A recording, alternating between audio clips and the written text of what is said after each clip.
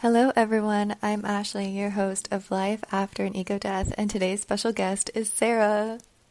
Hi. Hi, Ashley. Woo! I I'm am so so excited. excited. We both are excited. What would you Yes. like to share about your spiritual journey? Well, as it relates and parallels so fittingly with life after ego death is the Seraphire journey. And the motto of Seraphire is let the story write itself. And why this parallels so well with ego death is because let the story write itself really is about relinquishing control and surrendering to a higher power, a higher self, whatever you want to call it, that goes Mm-hmm. beyond the egoic I, me, myself, and I, right? Mm-hmm. My journey really started, well, I feel like it started at different points. And there's really, like, I could go back at different points in time and even beyond that, but I will really start with when I was 17. And like many people after high school, they attend post-secondary. They enroll in, university of sorts and further education. And that is something that is really where I think my own ego death began. Although it did belong, I would say it began before that, but I will start at this point. Anywho, you know, I I think for many, like going to post secondary, it feels like something you should be grateful for. And I'm not saying I wasn't grateful for it, but there was something in that felt more like I was trying to make something happen, or I was needing things to be a certain way, or I was even allowing the voices and opinions of people around me to dictate what was most important and, what was deemed valuable. And so, in many ways, although it seems like, oh, wow, what a good girl you are, like, what an accomplishment, how honorable that you were going to post secondary and pursuing higher education and such, right? It, Mm-hmm. it didn't really resonate as true. And so, no surprise, right? My whole journey through that felt like a struggle and not like, oh, this is academically hard, but more so it's in dissonance with my soul path. Mm-hmm. And this is where I really came to distinguish between this idea, this innate sense of what is actually from your soul versus maybe what is simply from the egoic sense of I. And so, long story short, within that decade of when I was 17 and I went to post secondary and I completed a bachelor's degree. And then, for like 5 years thereafter, I was bopping around trying to fit myself into occupation, right? Trying to do the Mm-hmm. thing that looked good on the surface, that Mm-hmm. almost that egoic way of being, if that makes sense. Mm-hmm. So within that, I never had a sense of really this real sense of inner peace. And there's so many different threads within that journey. But at some point, when I was just like on the cusp of 27, so essentially a decade, I essentially just came to this motto, like, and it was all these things that were unraveling. Like it didn't just suddenly overnight happen. There was a lot of unraveling in that decade. And essentially, I was like, I'm just surrendering. And obviously, I'm compressing a lot of things here. I'm unraveling at one point in 2015, very specifically. It was July. And this motto just came to me, let the story write itself. And since then, that is the essentially, even now, like the life motto and my philosophy as Seraphire.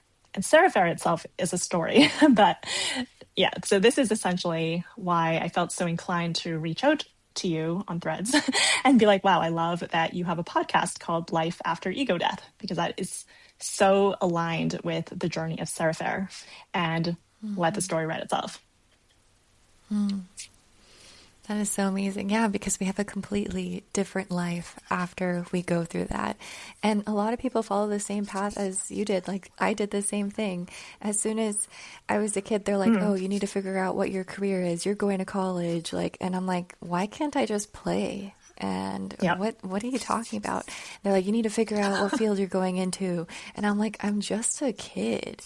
And I mean, I was saying Hmm. this all the way up until high school, and I would just like take whatever anyone else said. I was like, sure, I'll like, do that and then find my own way. And, I went to college and got my degree and I worked also. And it just, Hmm. like you said, just felt surface level. It just felt like pleasing society, and I didn't feel any of that inner peace either.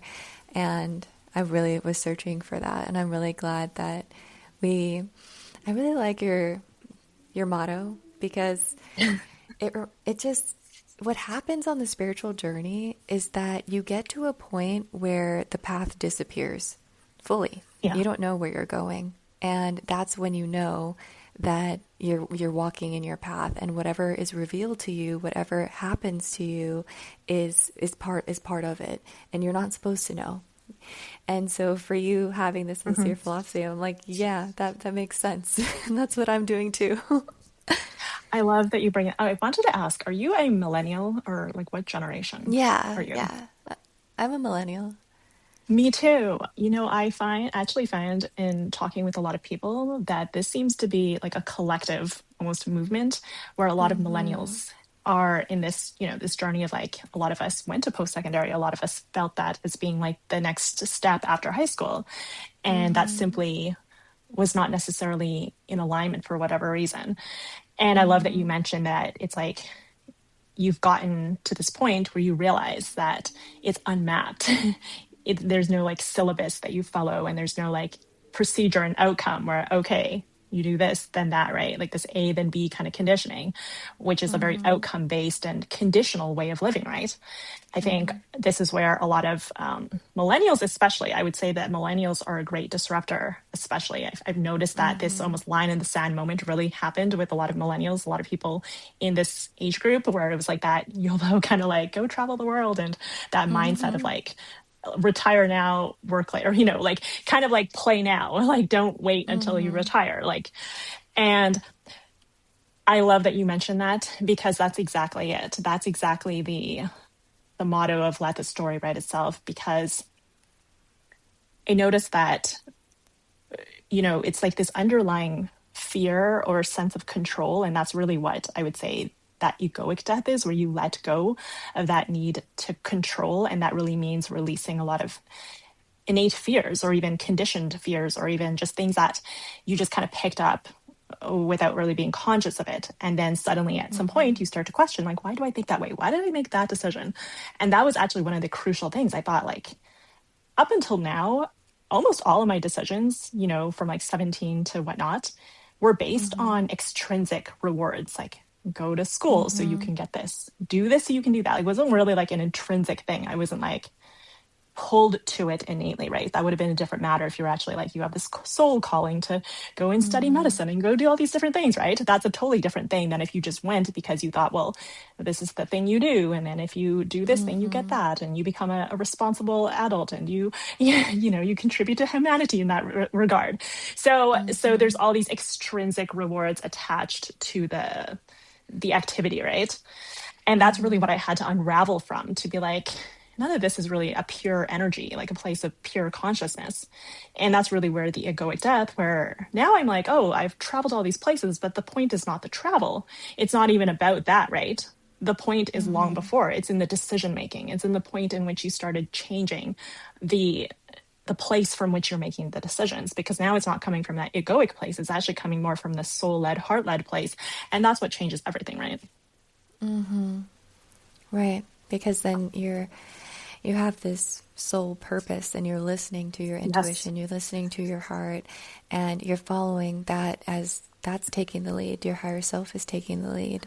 And you, like you said, you surrender to the mission, and And it pops up to you.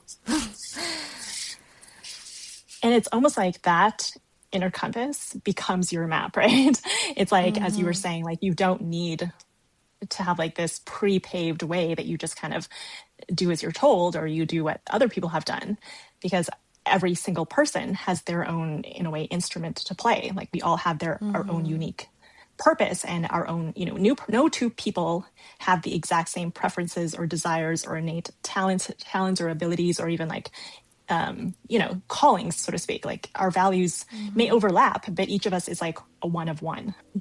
And that's Mm-hmm. really where the distinction matters. So it's like when you let your story write itself, you tap into that like inner compass within yourself and you let that be your guide, because that's really truly where the map is. It's not in an external, pre-paved path that someone else has created the blueprint for, because their blueprint is theirs. And this is really where it's almost like the new school of the future is not about learning the information or how someone else did it. It's really about learning how to read your own map. It's how to listen to your own inner compass, if that makes sense. This is where like the true intelligence is going to come in. It's like in the age of AI, it's not about the information. It's not about the blueprints. It's about, can you listen to your own inner voice? Because that's what's going to distinguish your path from anyone else's. And also create the path for you. Right, because when you listen to that higher intelligence that you awaken in yourself, you make your own way. That doesn't exist in this physical reality yet. That's what you're here to do. You're here to make something new. You're here to do something different. Like you said, everyone is unique. Everyone has a role to play. Everyone is doing their part. Yes. And this is really where that sense of aliveness comes in, because suddenly you're not operating from that low level ego place. I remember anytime I was like trying to fit myself into occupation, it was all these kind of weird kind of illusions, kind of like, oh, if I do this, then that, la la la. And now that I'm looking in hindsight, I'm like, what a weird kind of mentality that was. And it's like these things that you kind of pick up, because I don't think like when you're a child and you come into the world, it's like pure consciousness. These aren't your natural thoughts, but somewhere along the line, I don't know, it kind of shape shifts, and suddenly you kind of adopt the mass consciousness way of thinking. And suddenly you're making these weird warped kind of like, if this, then that, and these conditions, that's the groupthink effect. And suddenly you have to really extricate yourself from that. And that is part of charting your own course. It's extricating yourself from groupthink mentality. And I think especially as a millennial, that's really where a line in the sand moment is drawn. And like there's this point at which, collective consciousness is now moving towards where I think more people are realizing that they are creators. They are more entrepreneurs. People are wanting to make their own path. Like they're not wanting to just follow the rules and do life as they've been told to do. So there's this enormous pattern of like people just waking up to that. And it's amazing. And I'm glad that we're here at this time of this mass so awakening. Yes, because you're right. We are seeing everyone create and making businesses out of themselves, of whatever they love to do and whatever they're passionate about. And it doesn't feel like work because they pick something that is fun for them and something that is right for them. And I think you're talking about this, like the hive mind, where all of us, and it felt so weird. It felt weird being in that construct, in that box, in that structure, in those rules, and in that environment, and knowing that none of these thoughts are mine. Why are we following these rules? I was always the person asking, why are we doing it this way? Like, this isn't healthy. Like, this isn't the right way. And I got in trouble a lot for it. And I realized I don't belong here. I don't belong in this environment. And they made it very clear. And I know a lot of us, I think, like you said, it's our generation. A lot of us made the conscious decision. It's going to be different with us. And we're seeing it in the generation after us too. They're even more independent than we are with their thinking. They're shutting things down immediately. With us, we kind of followed along and went through with it up until we were an adult. And once we were an adult, we're like, okay, now we can change our mind and pivot. But for them, they're like, but even before they're a teenager, they're like, no, this isn't for me now. And they. So I'm like, great, that's good for you guys. Yeah. And those are my siblings, and I get to watch them, and I'm really glad. I'm like, okay, this is going in the right direction. For me, I kind of tried. I tried to do it, and for them, they're like, no, I'm not even going to try. I'm like, okay. I've heard this idea that it's like every new generation is a leap in consciousness. So even as millennials, it's like the things that are super easy for us in a way that we intuitively grasp, or like, for prior generations, it seems a little bit more of that, like there's like a barrier there. And, that's not necessarily just natural talent or per se, that's really a collective generation of being like that new leap in consciousness. So whenever I'm like, what is like that point at which like you can kind of get this indicator of like where we're going next? It's like I always say, you look to the subsequent generations, as much as people like to like dig on like Gen A or Alpha or whatever they're called and succeed like the new ones coming in. It's like, no, they have a consciousness that is beyond what even we as millennials might be able to intuitively grasp. And this is where it's like I try to stay up to like I try to sync up with my own energy, so I'm like, not like resisting it, but at the same time, as you said, like Gen Alpha and such, it's like they are literally like unapologetic. They are seeing, they already operate on like a different operating system, if that makes sense. Which is great. And the ones being born right now, I'm getting to see, which not from me, but my other millennial friends that are having children that are being born right now, they are coming here awake. And Right. that is a totally different experience, which is so amazing for me to be an elder for them, because it's good to have me around for sure, and you too. But yeah, if they, because we're gonna work together. We're all gonna work together on it. 100%. I think everyone has something to contribute, no matter what generation you are, and it's exciting what's to come. It is exciting, and we're creating it right now. Whatever we want to see in the future, whatever we want to experience, we are consciously making the decisions with our soul purpose right at this moment, every single day. And if you really do have to pick a side. You have to pick a side.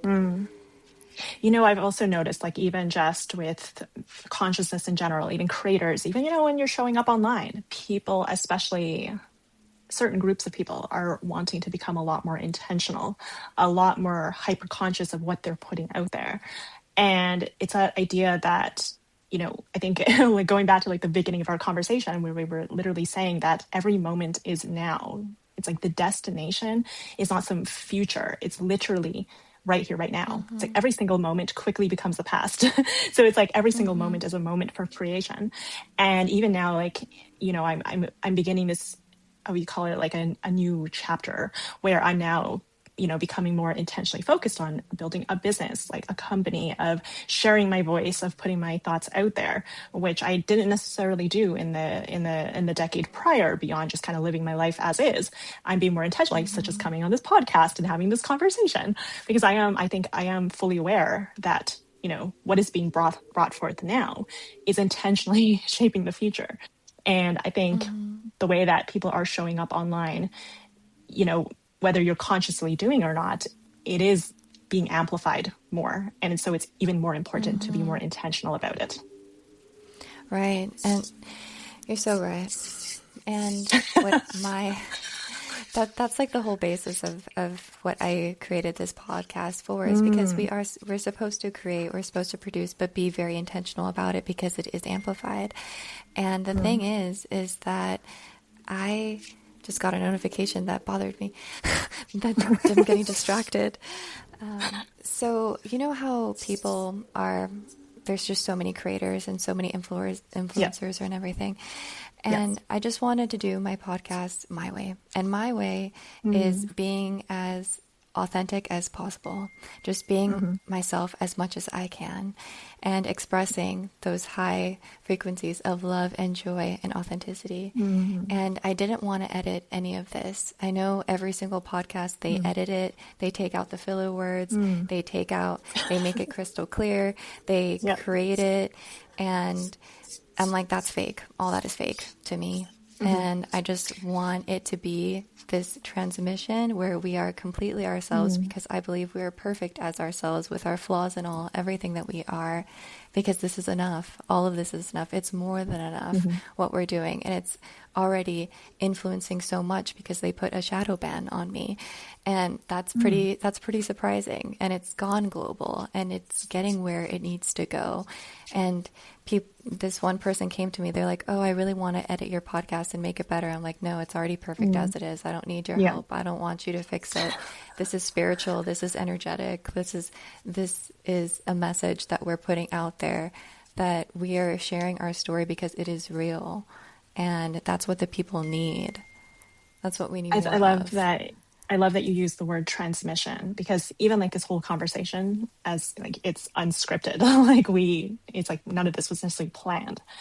And I Oh, love that yeah. that requires such a high degree of trust. Like that's literally surrender to its fullest, because you're surrendering to this moment and whatever's coming forth. It's like without the need to edit or try to control it in some way or manipulate what is coming through. Right. There's no script. This is our first time meeting. And every time I record, Yeah. it's my first time ever meeting anyone. And they want to send me a resume. They want to send me all the things. I'm like, don't send me anything. I don't want to know anything about you until I meet you.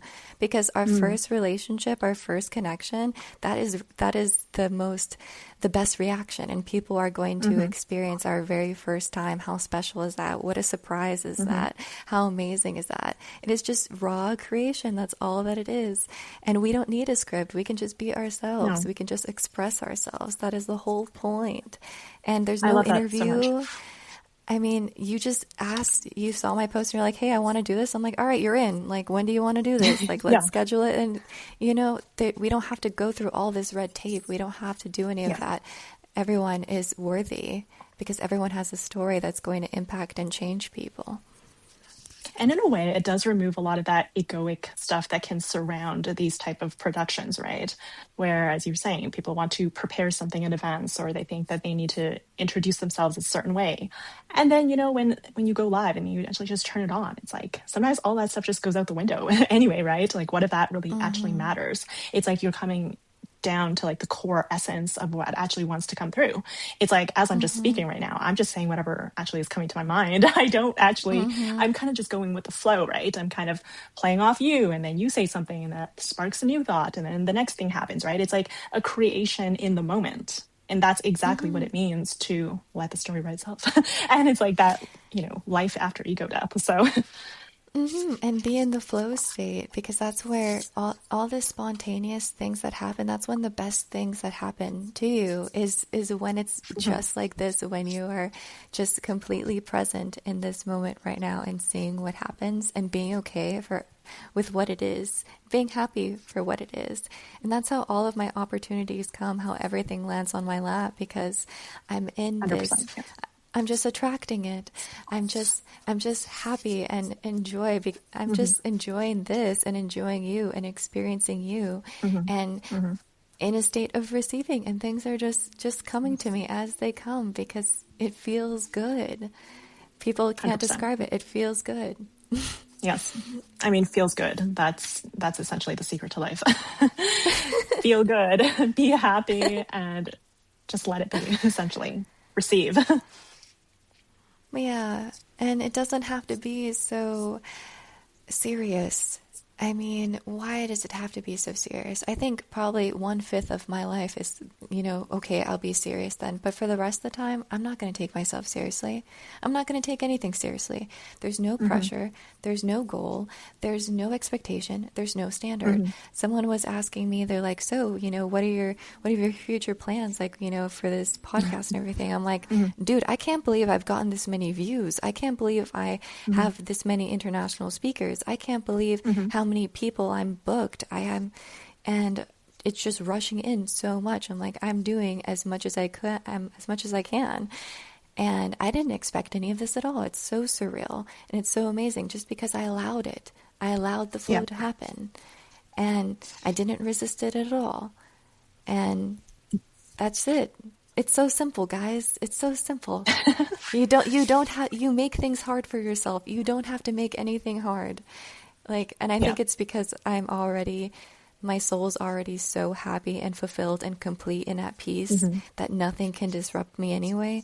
So anything that Mm-hmm. happens to me in my life, it's just icing on the cake with a cherry on top. And that's what this is right now happening. Mm-hmm. And it just keeps getting Mm-hmm. better and better all the time Yeah. because I don't And you're expect it. literally living it in real time as we speak. Like, Yes. this is Yes. where you get to just live it, right? It's like you don't think about it or create a narrative about it. You don't have to comment about it. It's almost like you just live it. It's like that awareness. This is And literally you being in alignment. yes, yes, in alignment, in coherence with each other, right? Hmm. And yeah, I mean, it's just so incredible because that's all we have to focus on is Yeah. undivided attention with you and I at this Yeah. moment, and that's it. That's all we have to do. That's our only job. Yeah. Exactly. And I think this is where a lot of that ease, this ease of just simply being as you've probably heard it, you're not a human being. You're not a human doing, you're a human being. It really is as simple as Yes, that. And, it took me yes. over a decade to finally kind of get into sync with that very nature Hmm. when I started Just my journey of exist. Starfare. Hmm. Exactly. And it feels like so simple. And it's like, well, so what, like, you want to learn, like, what is it? And you want to like pick it apart. But it's like, it really is just that simple. It's like you just allow yourself to be, and everything kind of just flows to you. Like you allow yourself to be the receiver, if that makes sense. It's like you're just in this Hmm. synchronicity. So, yeah, I Hmm. mean, this is all of it just in real time. And I think this is where also a lot of unnecessary work doesn't have to be done, if that makes sense.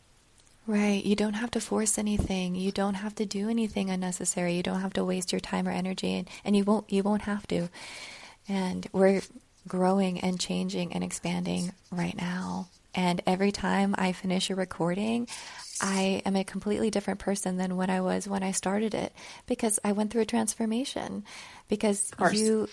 talking with you has activated me and awakened me further and helped me see different parts of myself and experience myself in a different aspect because you pull out a different aspect of me.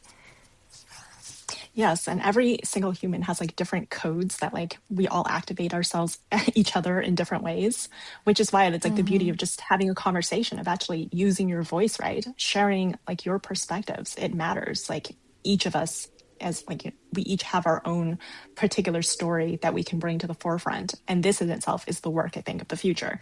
It's simply being and simply sharing and simply like telling stories and allowing yourself to simply connect and converse and create. Like it's not going to university and studying whatever I studied, because I think I intuitively knew I'm like, this is not what I'm moving into in the future. And it's like, it's Right. just this innate understanding. It's like the creation is as we're like what's happening right now. This is it. Yeah, we don't need all these extra credentials and getting all of these extra degrees and stuff. It is lived by experience, the knowledge and the wisdom, it Yeah. comes through. And we have this ancient technology, in, like you said, our DNA, our codes in our body, and we are learning all that wisdom from everywhere, the whole universe around us, the planet, and the ethers, and beyond, beyond. Yes. And I think there's a great like release of, shifting from that need to kind of hold on to all these external things, like certain jobs, as it were, and remembering that innate wisdom within yourself and allowing that to come to the forefront, which will actually bring in more of that ease and that flow and abundance, right? And it's that precise shift that, will really unlock a lot of the gifts and treasures that will come like as humanity progresses. So Hmm. This is so healing to be able to speak our truth mhm. together and be Yeah. aligned together. And Hmm. we just get more and more healed every single encounter, every single connection. Yeah.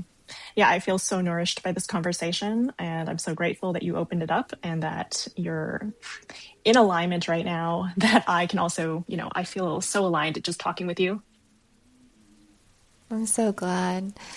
All right, guys, you guys need to be at this level with us. I just feel like on top of the world, and the sun is beaming and shining. And Hmm.